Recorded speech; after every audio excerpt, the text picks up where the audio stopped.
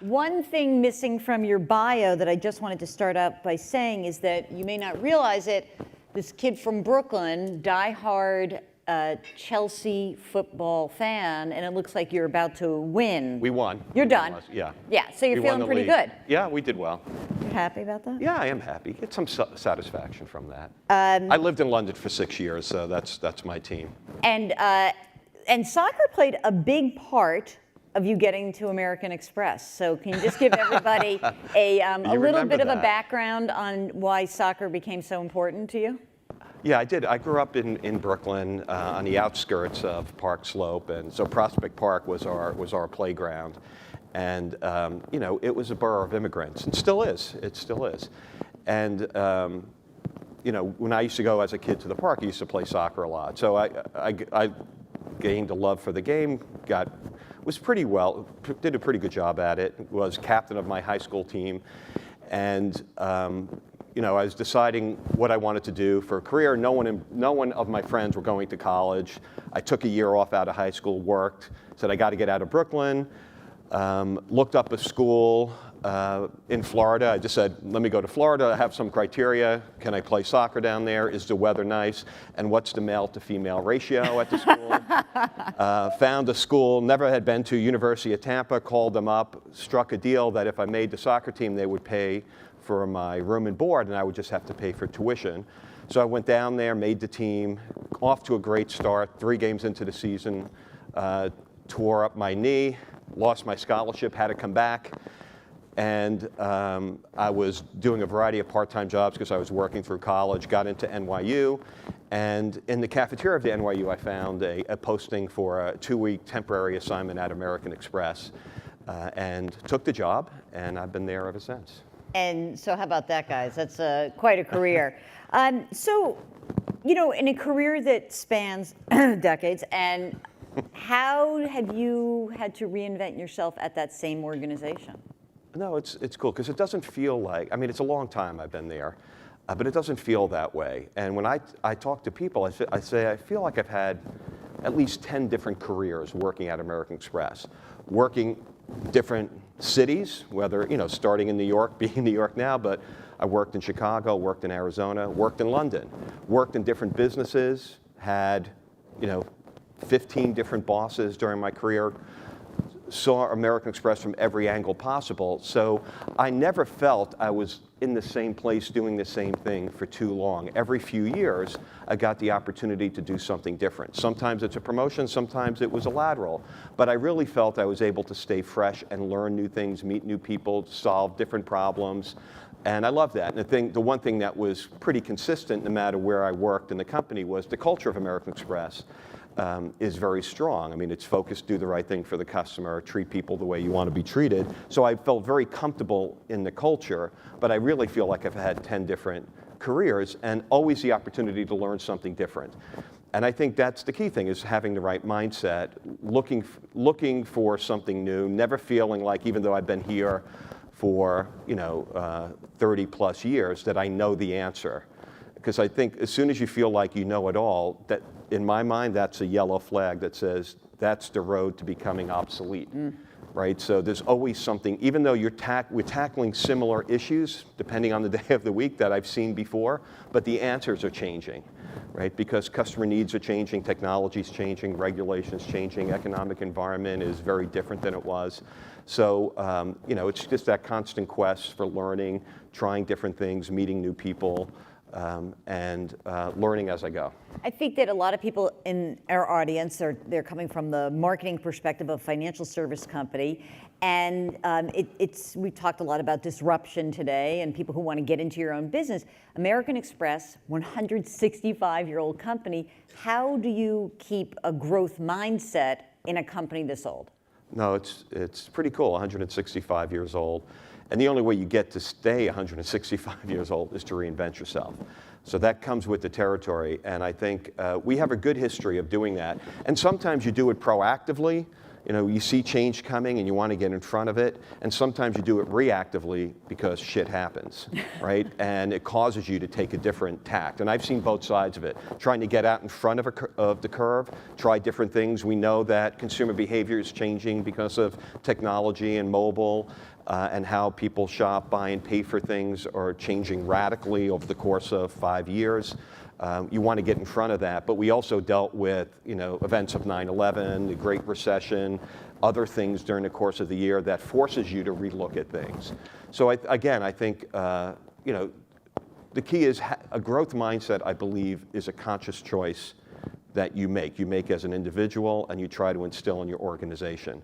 To work hard, assume positive intent, a real thirst for learning, for doing something different, and trying things, and not being afraid when something doesn't work right?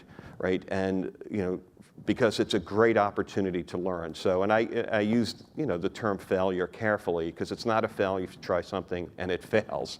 It's only a failure if you give up, you don't learn from it, or you accept mediocrity.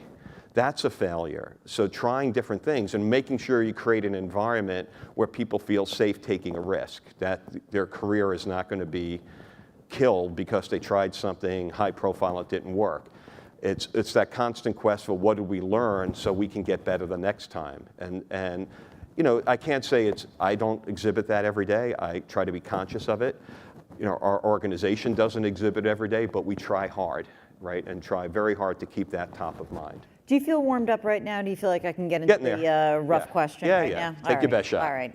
I pre-cleared this with him. 2 setbacks this year, and they're pretty biggies. The partnership with Costco ended, and a judge ruled in favor of the Department of Justice over an antitrust case. Yeah. So how do you deal with that kind of stuff? I mean, that's out there, and how do you personally deal with it? And as an organization, how do you get beyond it? Yeah. So, you know, 2 very different things. This thing with Costco, which was public because we had to explain it to our employees, and we had to explain it to our partners, we had to explain it to our investors and to the financial community, because Costco is the biggest commercial relationship American Express has, and we'll have it until the middle of next year.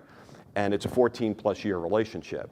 And it's very big. We gave some numbers when we talked about this decision that we were not renewing our contract with Costco, is that, you know, it's 8% of our global billings. And you say, okay, 8%. Well, our global billings last year as a company was $1 trillion. 8% of a trillion is a big number. 80 billion, for those of you without a calculator. Thank you. That's a big co-brand. It's the biggest co-brand card in the payment industry, probably in the world. And it took us 14 years of building it, a great partnership, but stuff happens. And you know, I have a long experience in the B2B side of American Express, whether, you know, in our corporate card business or travel business, working with companies, and whether it was a procurement director who we had a relationship with, and then a new person came in and our relationship was at risk, or the CEO of Costco retiring and someone new coming in who had a different view, who didn't look for a partnership, looked for something different. You know, we saw this coming, and you know, we decided at the end to stop pursuing it in a bid process. Not just because the returns were dropping fast, which they were. It was a very competitive marketplace now, much more competitive in the card industry than it's been in a long time, maybe ever. But because the opportunity cost of winning it was growing. So in other words, if we retain that contract at a low margin, it was going to need more people, time, resources, investment, technology spend, you know, and it was a 10-year plus commitment, it would have prevented us from investing in every other part of the business. So once we realized the math, not just, you know, competitive situation here, but the opportunity cost of not investing or investing less in every other part of the business that has a higher return, we said we have to part ways. And that's a hard thing to do. It's a hard thing to explain, and our stock got beat up. And it's, you know, we're one of the worst performers on the Dow this year as a result. And then 2 weeks after that, you know, we've had a case going on with the Department of Justice for over 4 years now. We lost the first round, and that's in our contracts with merchants. And that we have a provision in every one of our merchant contracts that asks merchants, if you accept American Express, don't discriminate against our card members. When they come in, don't ask them if they have another card. we put that in our way of doing business, and those have been in our merchant contracts since the 1960s. So the Department of Justice won the first round that says that's anti-competitive, that merchants should be free to steer. The difference is Amex doesn't have the share of Visa and MasterCard. So we feel that we have to protect our business model. It's our choice, but we decided 4 years ago the DOJ sued Visa, MasterCard, and Amex. They settled on day one because they do have market power. We decided to fight it because settling it would have been akin to losing. So it's never great to be sued by the U.S. government. It's worse. Yes, in fact, they even have deeper pockets than American Express. Yes. Than maybe the one entity. That's right. They don't mind if their legal bills go up. They're not held accountable for a P&L. But we felt, if we don't stand up for ourselves, who will? There's a prophet Hillel. If we don't stand up for ourselves now, when? Right? So we feel like we have to protect our business model. And yeah, it was a setback, but we knew the first round would be 50-50, and we lost that. But we don't regret fighting it. And now we'll go to the second round, which is the Court of Appeals, and it could take another year or two for this to work itself out.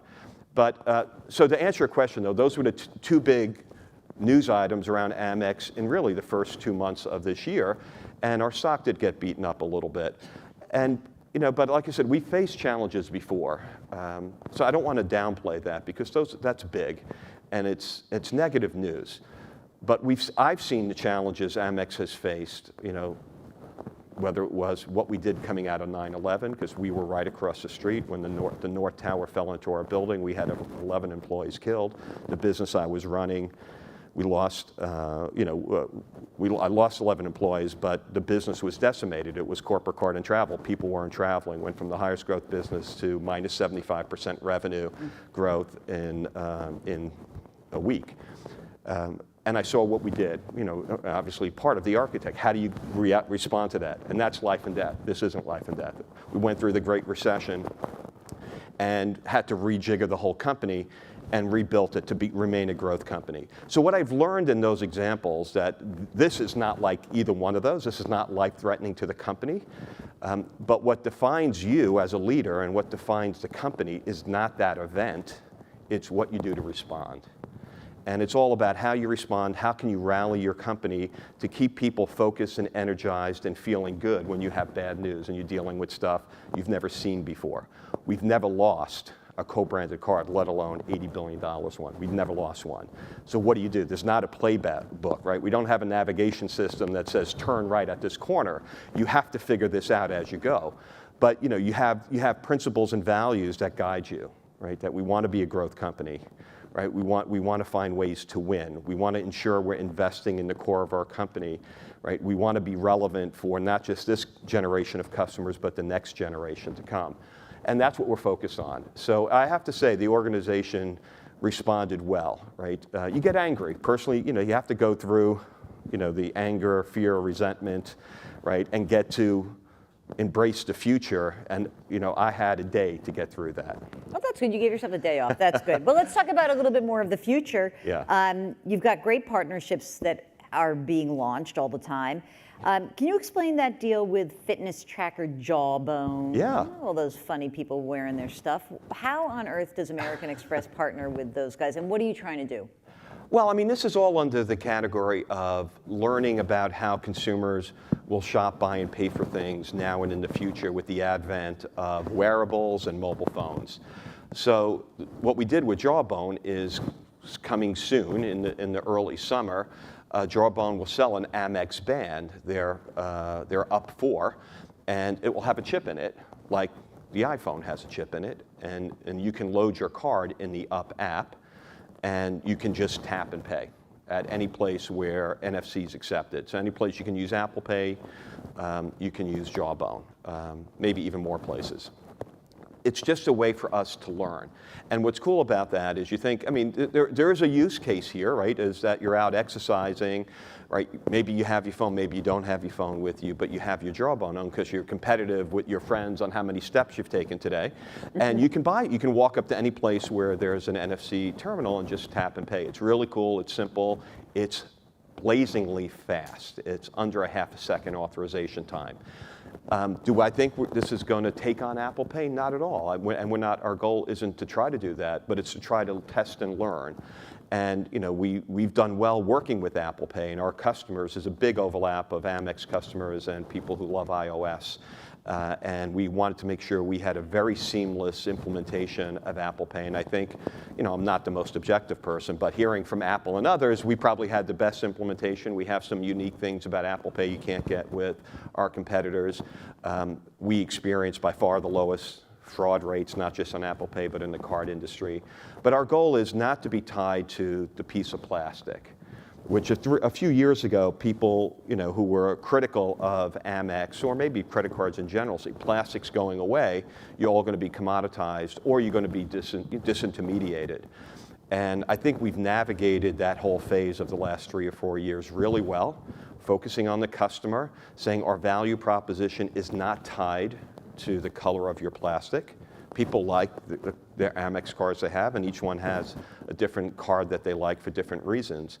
But what stands behind every Amex card is, and whether it's plastic or a click to buy or tap and pay, is trust, service, and security. And that's inherent in the Amex brand, and our goal is to build that, because that's even going to be more important whether it's Jawbone or Apple Pay or Samsung Pay or whatever comes down the road, that we keep that value proposition alive. And I believe that's a huge advantage that Amex has earned over time, and our goal is to continue to invest in those things. How do you manage that brand as it sort of speaks to different generations? In other words, you've got a certain cohort, of which I am now a part, that understands Amex in a way that this is sort of the elite brand. And then you've got a millennial generation who doesn't really care about a black card or a platinum card. And so how is your messaging tailored to take advantage of each of those generational views? No, I think it's being aware of what our brand stands for and knowing that it needs to evolve. It can't be static. And like I said, there's many elements of our brand that will remain, whether this was 20 years ago or 20 years from now, of trust, service, and security, have to resonate, because that's important to everybody, regardless of your age, right, or the things you do every day. Those things, I think, ring true. But I think we have to stretch the brand. I think there's many good things about the American Express brand from the research we do, and our customers love our brand, but people who are not our customers may think it's not right for them. There are things they like about the company, but they may feel it's for when you've arrived, or maybe we've turned someone down earlier who applied for a card, or maybe they say, well, I'll never pay a fee for a card, and I want a credit card, and Amex only has charge cards, all of which is wrong, but that's perceptions that are out there. So we keep thinking about how the brand has to evolve. And like you said, it's elite. It could have elitist feel to it, and that's not what we're striving for. What we're striving for is aspiration.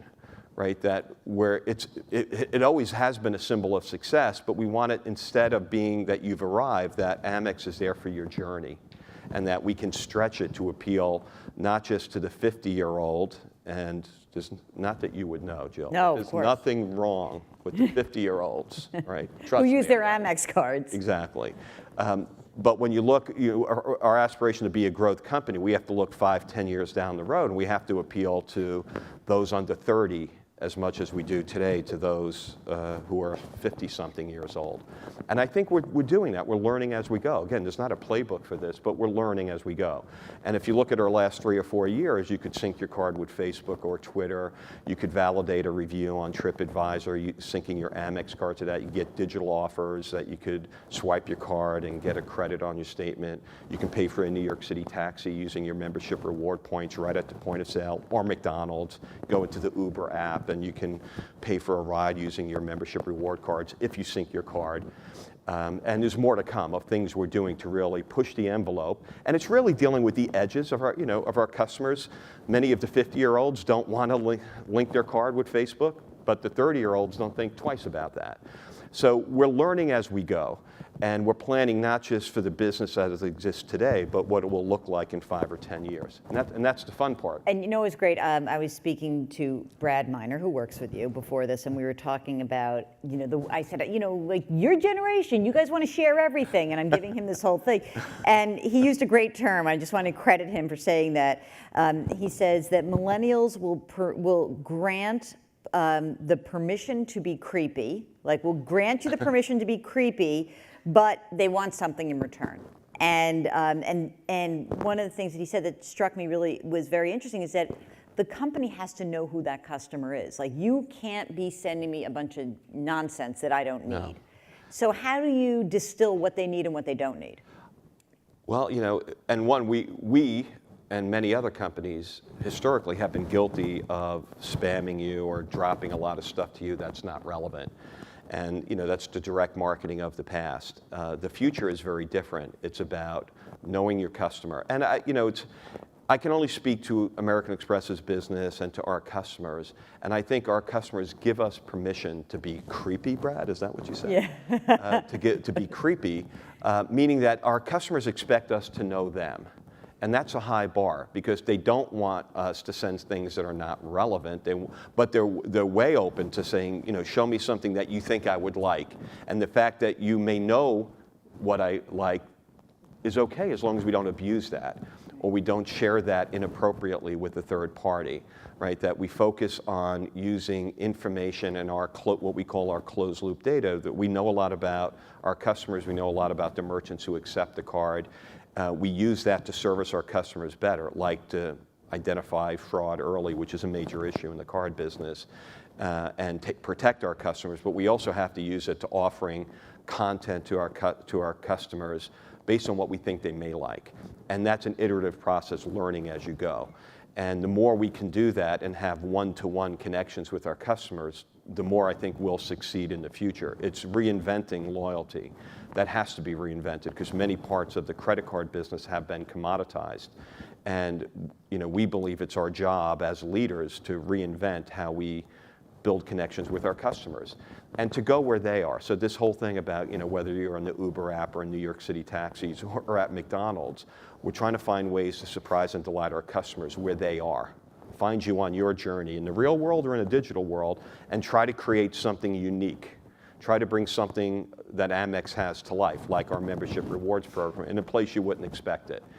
And like I said, I think we've learned a lot, but we're only at the very early days of kind of reinventing loyalty. And speaking of loyalty, this week you rolled out your new Plenty program. I got about 1,000 different messages from different people about it. The Macy's, Rite Aid, ExxonMobil, Hulu, and Nationwide Insurance. There's probably some more. There's a few more, but that's a good collection right there. What is this program? How does this reinforce your brand? That's really what I'm, like, you do this program, you're rolling it out, but what does it do for you, Amex? Well, first, you won't see the Amex brand. Now, Amex will have a co-branded credit card called Plenty. So if I back up, we launched a coalition of merchants in different categories of spending, like Exxon and Macy's and Rite Aid, et cetera, as Jill mentioned, and they're pooling their rewards program. Many of those companies had their own rewards program. And in fact, something in the US, like the average US consumer, is enrolled in 27 reward programs and uses 8 of them or something like that. And we've seen this. In fact, we bought a company 5 years ago in Germany that ran a program in Germany, same thing, coalition loyalty we call it, and 50% of the households now in Germany are collecting points. But what it is, if you peel the onion a little bit, we have these great brands in different categories of spending, pooling the rewards, so you can earn points at Exxon and use them at Rite Aid and vice versa. So each merchant's own loyalty program is strengthened. Amex runs the platform, and it's performance marketing. So the partners come to us, we have all the data, and we help them figure out ways to grow their business. There will be tens of millions of collectors over the course of the next year in the US of this program. And we have the ability now of marketing on behalf of those merchants to target personalized, relevant offers from those different merchants to customers, depending on what each merchant is trying to achieve. Amex, it's a big data play. A lot of it will be on mobile, and it's about helping those merchants grow their business, improve their loyalty with their customers. We run the platform, and we get compensated if we meet the goals of the merchants. It's not branded Amex, it's branded Plenty. And Plenty was trending this week, wasn't it? It was the top trending app in the Apple Store, in the App Store for a few days this week, which is pretty cool. I mean, given that it was launched within the hours of the launch, I searched in the App Store for Plenty, and Plenty was under the word Plenty, we were number 3 app. Within a few hours, we were the top trending app in the Apple Store and the App Store. And these merchants, though, if you walked into a Macy's or a Rite Aid, you're going to see the branding all over. You won't see the Amex brand. Maybe as one of the partners, you'll see it. So this is not about the Amex brand. It's an adjacency. We know loyalty marketing. It's a big data play. Right? It's focused on merchants. So Amex, everyone knows American Express generally for our relationships with our card members, that we're a card issuer, and we obsess about customer experience and net promoter scores. But we also care deeply about being relevant to the merchants who accept the card. And we have to, when you run a network, a closed loop, you have to add value on both sides. So we do have a lot of expertise of marketing with merchants. And when you linked your card with Facebook, we would send you merchant offers to you based on your social graph.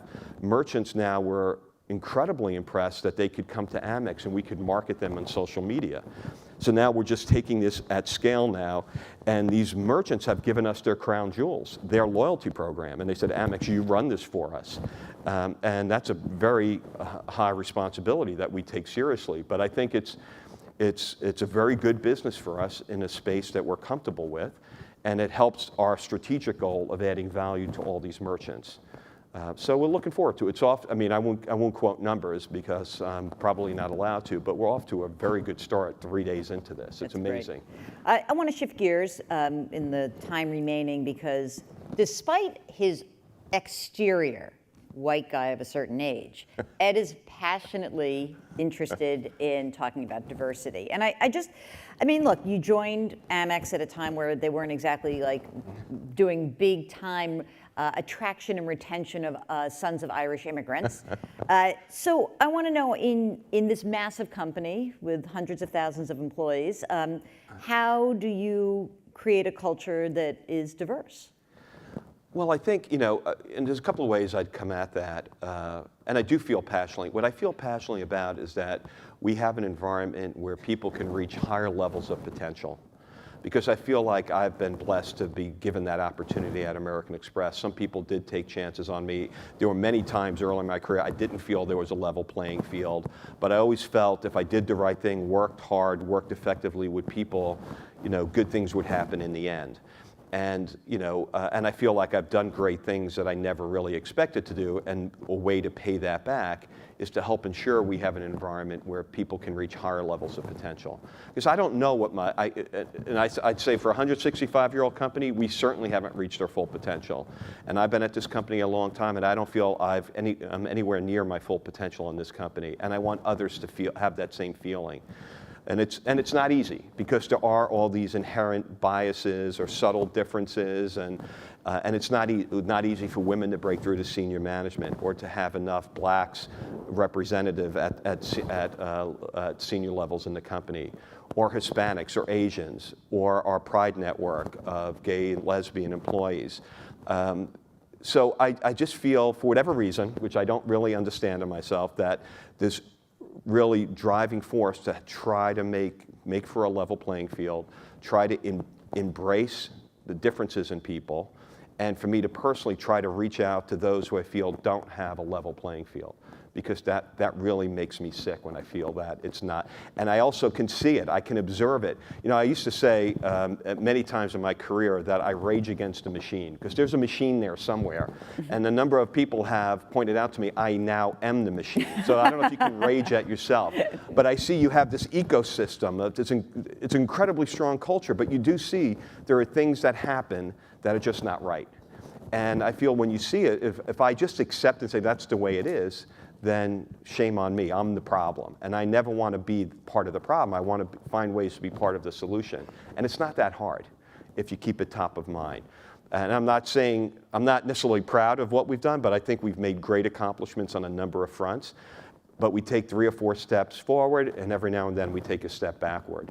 But I think it's all about a commitment of, when you have responsibility, and I don't believe, not just the president of a company or a CEO, I think every employee helps create and shape the culture of a company, and that you can own that, right? I know in American Express that's true. I felt that as a temporary employee, as a manager, a senior vice president, et cetera, that I could make an impact, and I saw it.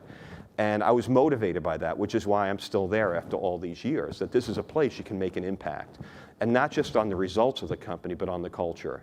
Because the culture of the company is just a collection of individual behavior that occurs. And nobody, as far as I can tell, really is evil or wants to hold other groups down, but it can happen because it's in the system, and we just have to call it out. And we have to be a force for positive change. And at the end of the day, for senior executives, you have to sponsor people. There's a big difference between sponsorship and mentorship. Mentorship, someone comes, you have a conversation, advice, try this, think about that, don't do that, right? But sponsorship is when you're sitting around a room and you're filling a job, and we're making a decision, and the hiring manager says, this is the person I want for that job, and you realize it's a good person, but maybe it's because they've worked for this person for a long time, they know this, but the hiring manager doesn't know this woman here, and I do, right? Or someone else does. And you say, wait a second, right? It's not about that there's anything wrong with the person you like, but you don't know this person, and I'm putting my reputation on the line saying we need to take a chance. So we need to have sponsors of people, and you have to be there at that moment of truth when talent discussions are occurring and when decisions about promotions and new jobs and opportunities for task forces are being created, that you think consciously, right? And the only way you can do that is before that, you have to make sure you know people in your who are in the company, but maybe not in your organization. And you get to know them, and you have to reach out, because it is like, in many ways, women in senior management or whatever group you want to talk about is almost like an endangered species, and left to their own devices, they're going to shrink, not prosper. But it can be dealt with, and it's like any other part of a job. It's if you focus on it, you hold people accountable, you think about it, you get to a better decision. And when we look at where we are timing-wise, this spring we saw businesses, U.S. corporations, openly challenge what appeared to be anti-LGBT legislation in Indiana. Arkansas, Walmart, not exactly the bastion of diversity, by the way. Were you surprised by CEOs speaking out on something that 10 years ago, there's no way these guys would talk about this? It is. Well, I think it's definitely a sign of hope that in the past, you could say companies tried to stay neutral, right? Based on, they don't want to take a stance. And by not taking a stance, you can be part of the problem. So I think you have to be, companies really can't take a position on every social issue that's out there. But the people who work for those companies do, right? Who care deeply about different issues that are happening. So I do think we're entering a new phase here where I think companies can be part of the solution. And you're only part of the solution if you do something. And I have to say, we have this debate within American Express. And the safest thing is to say nothing, right? And and pick and choose your spots very carefully. But I think that's changing, and I do think it's changing, and I think it's good. And you see sometimes companies misstep as well when they try something that really didn't make sense when you look back on it. But they're trying to find solutions. And I think this is a sign that things are different now, and that more and more companies want a diverse employee base. And it's a simple formula. I think that I saw and lived in American Express. At the end of the day, right, we're all about shareholder results. If you're a public company, you have to obsess over delivering superior financial results, or people won't buy your stock. But for a service company like Amex, the way you get that is by having customer loyalty. And we track something called Net Promoter Scores, which is a higher level than just tracking satisfaction.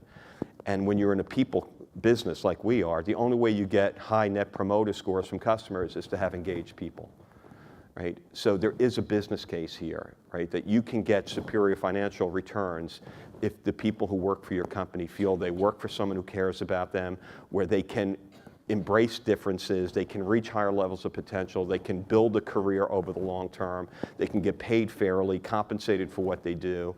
And the more you can connect the dots between what happens inside a company to shareholder results, I think the more you'll see companies being a force for good. And, a force for good. I hope so. That's awesome.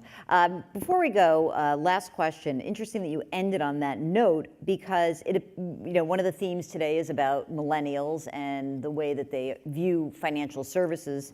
And do you note the shift between, say, a baby boomer who really was saying, like, yes, I need a certain amount of stuff, to a millennial, like your kids, who say, I care about the value system of this organization and how social media helps promote that value system? Yeah, so, are there differences, you think? Listen, I think that maybe a difference is, like, I can only relate to myself. I certainly cared 20 years ago about the value system of the company I was working for. And in fact, that's why I'm still there. It's not perfect. And I've talked about Amex in very loving terms, but I also can be very critical. I see in Amex pockets of, we've created a startup mentality and we're moving incredibly fast. And I see pockets of Department of Motor Vehicles, fill out a form, wait in a line, you're in the wrong line, get in another line, right? But I see in generally we're moving in the right direction. And I say 20 years ago I cared about the value system, but I didn't really have ways to talk about it effectively. No, I'm talking more about the customer, though, rather than the employee. Because millennial, now millennial customers care about the value system of the products and services. Yeah, no, okay, right? Thank you, Jill. I think that's a very important issue. And so I'd still say that people cared before, but now with the sharing economy, it's a lot more easier to get your voice heard about it, which is where I was going with employees, same thing. That I think people cared about the company before, but they didn't have a way of talking about it. Now you do, when you have hundreds or thousands of connections and you can share conversations instantly. Brands can live or die based on those conversations. And you have to obsess about that, right? It's not just the TV commercials that you show, where 20 years ago that was the message you're broadcasting. Now it's people talking about you, customers talking about you, prospects talking about you, employees talking about their company, all over the place. And you can't put the genie back in the bottle, so you might as well embrace it, right? And live the values of the company. But for Amex, I feel like we've had a very good value system, which is core to being a company that has longevity. But I do think we have to have our fingers on the pulse of our employees and of our customers. And we have to make sure we can relate to them on their terms, not on ours. Because the conversations are going to occur whether we like it or not. So you might as well embrace it instead of trying to fight it. And that is a big difference now, that there's so many different ways you can talk about your experiences with brands, with things you like, things you don't like. And I see there's risk there, but there's far more opportunity than there is risk. I'm not going to challenge you to a soccer juggling contest because I feel that you might actually win this one, even with your bum knee. But I do want to yes, I had knee surgery. That's why I can't bend this thing anymore. I've noticed that. Yeah. But I do want to challenge you to come back next year and tell us how all of these partnerships are going. And maybe we'll have more to talk about. Exactly. And we always have more to talk about. So Ed Gilligan, President of American Express, thank you so much Jill. for joining us. My pleasure. Thank you all.